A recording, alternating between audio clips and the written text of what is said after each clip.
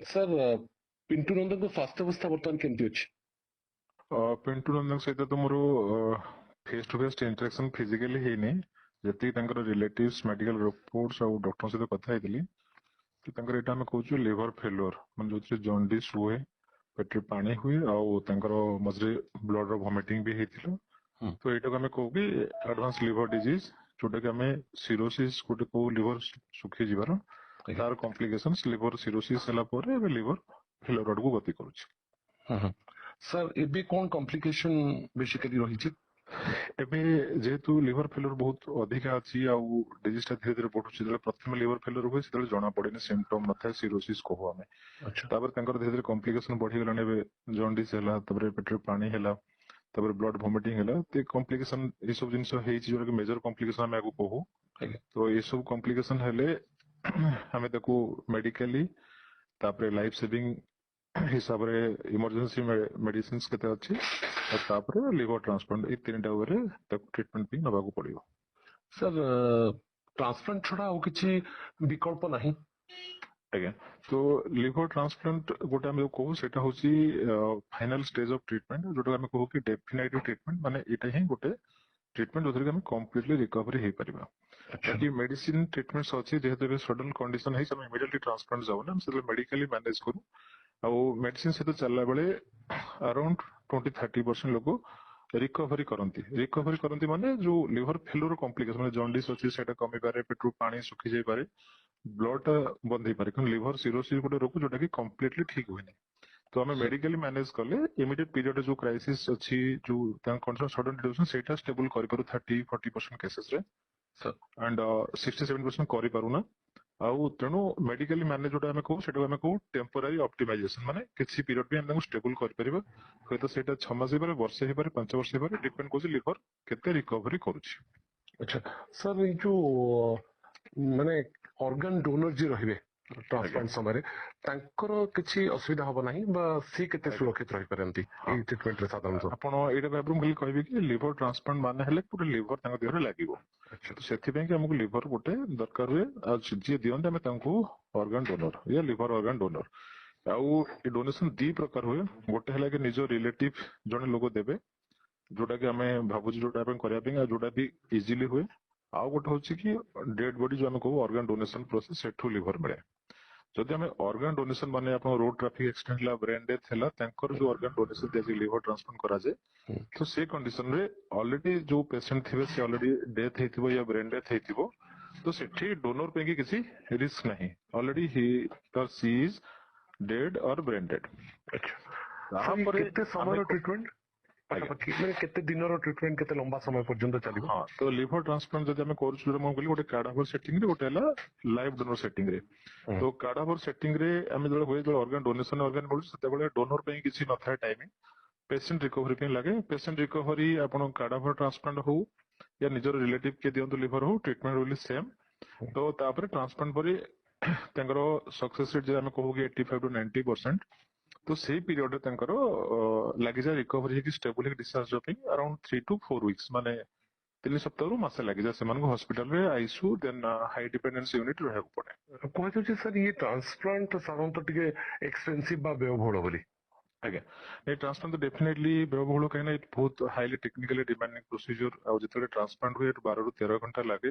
Around 30 teams doctors ରୁହନ୍ତି, blood bank ରୁହେ, radiology ରୁହନ୍ତି, ମାନେ ହୋଲ ଟିମ୍ ନାହିଁ, ଖାଲି ସର୍ଜରୀ ହବ, ସର୍ଜରୀ ସହିତ medicine team, transplant anaesthesia, critical care ICU, तो huge investment as far as the team is concern, तांको पेशेंट को स्टेबल करिया ପାଇଁ।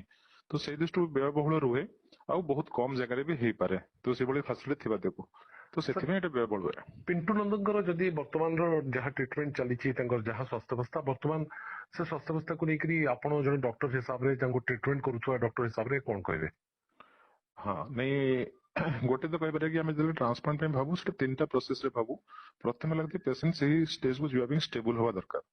ତ ମୁଁ ତ ଦେଖି ନାହିଁ, ବଟ୍ ଯେତିକି ଆମେ ଶୁଣିଛୁ, ରିପୋର୍ଟ ଦେଖୁଛୁ, ରିପୋର୍ଟ ବହୁତ ଖରାପ ଅଛି, ବଟ୍ ତାଙ୍କ ଜେନେରାଲ କଣ୍ଡିସନ ଟିକେ ଷ୍ଟେବଲ ଅଛି ଏବେ। ତ ଏଇ ପିରିୟଡରେ ତାଙ୍କୁ ଆମେ ମେଡିକାଲି ତାଙ୍କର ମେଡିସିନ ଦେଇ ତାଙ୍କର ଜେନେରାଲ କଣ୍ଡିସନ, ଆକ୍ଟିଭିଟି, ତାଙ୍କର ଡେଲି ଖାଇବା, ଏସବୁ ଜିନିଷ ଷ୍ଟେବଲ କରିବାର ଅଛି, ତାଙ୍କର ଇନଫେକ୍ସନ ହବାର ରିସ୍କ ରଖିବାର ଅଛି। ସେଟା ହେଲା ୱାନ୍ ପାର୍ଟ। ଆଚ୍ଛା। ତାପରେ ସେକେଣ୍ଡ ପାର୍ଟ ଯୋଉ ହେଲା ଆମର मेडिकली से स्टेबल हेले तापर हम गोटे ट्रांसप्लांट वर्कअप प्रोसेस हुए जो कि हमर सब ऑर्गन फंक्शन को देखा जाए कि आउ को ऑर्गन में प्रॉब्लम न होई थाउ तो सेटा टेस्ट जोटा कि हमर 5 to 7 days लागे तो से सब हेला परे से जेतले स्टेबल हमें जाऊ ट्रांसप्लांट सर्जरी पे की जेतले ट्रांसप्लांट सर्जरी हुए सेटा तापर लागे 2 to 3 सो ये तीनटा फेज रे होबो एबे हला ऑप्टिमाइजेशन तापर ट्रांसप्लांट इवैल्यूएशन तापर ट्रांसप्लांट प्रोसेस आउ ट्रांसप्लांट परे पोस्ट ट्रांसप्लांट केयर एतिक सर पिंटू नंदन जो ट्रिटमेंट चली बा चिकित्सा चली आपणकर डॉक्टर चौधरी भूमिका कौन मु होछि लिवर ट्रांसप्लांट फिजिशियन माने ट्रांसप्लांट पूर्व ऑप्टिमाइजेशन प्री ट्रांसप्लांट इवैल्यूएशंस तंकर केन सब अछि न अछि तापर पोस्ट ट्रांसप्लांट मेडिकल मैनेजमेंट पूरा पार्ट देख ओके सर आउ गोटे कथा कहली सर केते सतर्क रहिबाकू पड़े ट्रिटमेंट रे एवं द्वितीय प्रश्न मोर रहिबो जे प्रकृତରେ मोस्ट ऑफ द सेलिब्रिटीज काहे कि एमती लिवर समस्या देकरी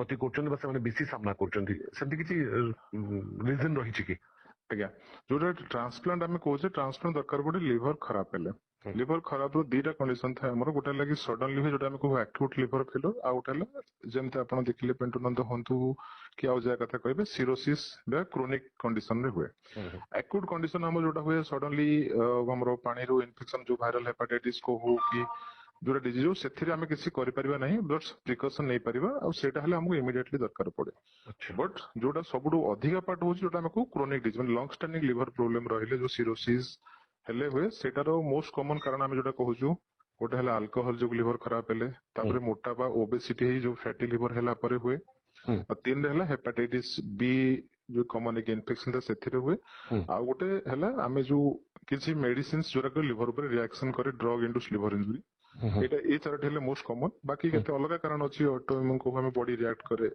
केतरा अछि हमरो जेनेटिक डिजीज अछि जोटा कि uncommon but that can happen तो बहुत मोटा मोटी कह गले लिवर डिजीज रो क्रोनिक कंडीशन ता ही हम प्रिवेंट कर परिबा तार मोस्ट कॉमन कॉज होछि हमर लाइफस्टाइल अल्कोहल ओबेसिटी और डायबिटीज जा जो लिवर फैट हुए सर यार सक्सेस रेट केते हां लिवर ट्रांसप्लांट जेते बेले आरंभ होतला सेतला सक्सेस रेट वेरी लो क्योंकि सेला टेक्नोलॉजी साइंस ग्रेजुअली डेवलपिंग एबे तो बहुत भलो हेलानी आ transplant success rate close to 85 to 95% आमे कहू but all depends on patient केते स्टेबल अछंती ऑपरेशन पूर्व जे ताकर कंडीशन टिके स्टेबल थिबो सीजनल कंडीशन भलो थिबो तो आमे सेति बेले ही तार रिजल्ट्स भलो आसीबर थाए तनो सेटा कुआ जे ट्रांसप्लांट भी आमे इवैल्यूएशन करू ट्रांसप्लांट पे आपण प्रथम भाबे अछि ट्रांसप्लांट दरकार या नाही जदि आपण डॉक्टर जे देखुचंती तांको लागिला कि जे ट्रांसप्लांट दरकार डेफिनेटली तो सेते बेले डिले कले हमरो कॉम्प्लिकेशन आ सक्सेस रिजल्ट्स कम हे जे पारे तेणु आमको प्रथम देखा पड़े ट्रांसप्लांट दरकार नहीं ट्रांसप्लांट दरकार हेले हमरो यारली इज द बेटर और सेते हमको भलो रिजल्ट्स मिलबो success will be close to 90% तमने पिंटू नंदन कर जहा कंडीशन सेते ट्रांसप्लांट छोड़ा ऑप्शन आ नाही बा विकल्प नाही विकल्प हिसाब रे हम देखा गले जदि हम देखो सक्सेस रेट देखले ट्रांसप्लांट जदि जाई परसेंट आ जनरल कोन स्टेबल रहे रिजल्ट्स विल बी 90% एबो बाकी मेडिकल मैनेज करले हमें ताको टेम्परेरी स्टेबल कर परिबा और वेदर ट्रांसप्लांट डिले ही परिबो that is chances is on the little bit lower side सेति पई कि हमें प्रथम प्रेफरेंस देले ट्रांसप्लांट जदि हमरो ट्रांसप्लांट किसी अवस्था न होई पउसी तब मेडिकली ताको स्टेबल करबा तो केबे बंद करि जबनी सेतिरे success rate will be on the lower side but हमें ताको मैनेज करि परिबा तमने सक्सेस रेट सर 80 to 85% हां more than that okay thank you sir thank you